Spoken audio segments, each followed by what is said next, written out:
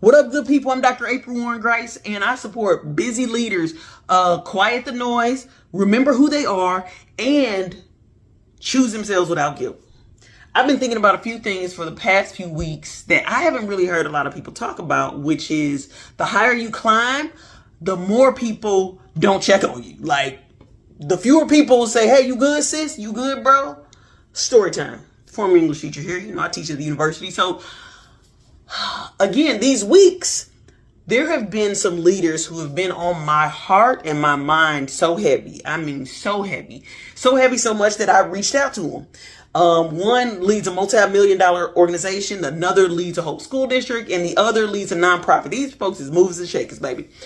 And when I checked in on them, one of them was like, at this level, this is not for the faint of heart. Yeah, this is some different level stuff right here. The other said, wow, you must have a lot of discernment because I really have been going through a lot of personal issues. And the other said, thank you for checking in because people just don't get it. Like, they just don't get it.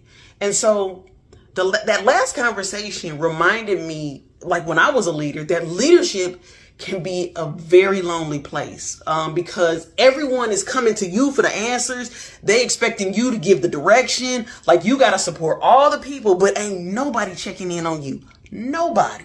Like, who is creating space for you? Like, that's my question. I'll wait. Who's checking in for you?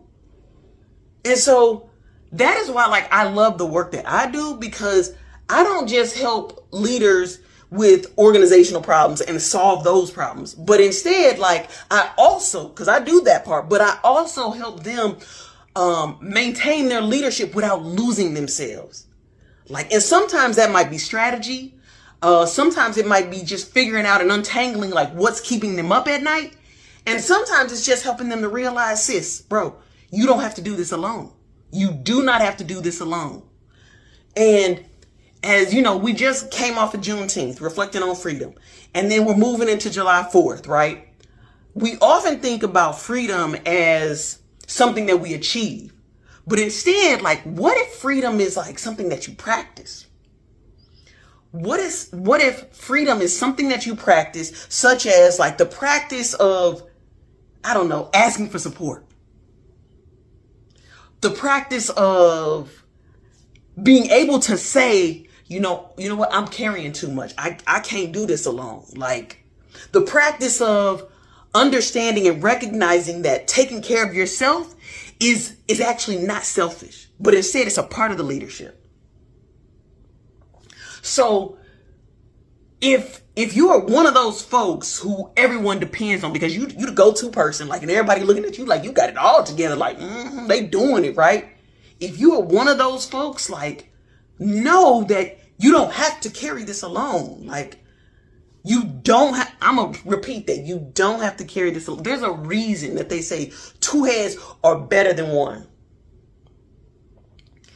If you have been in a situation, if you're in a situation now where you are carrying a lot as a leader, know that the strongest leaders, they're not the ones that carry the most. I mean, whatever. Oh, they're not the ones that carry the most, but instead they're the ones who know that you don't have to carry it alone. You don't.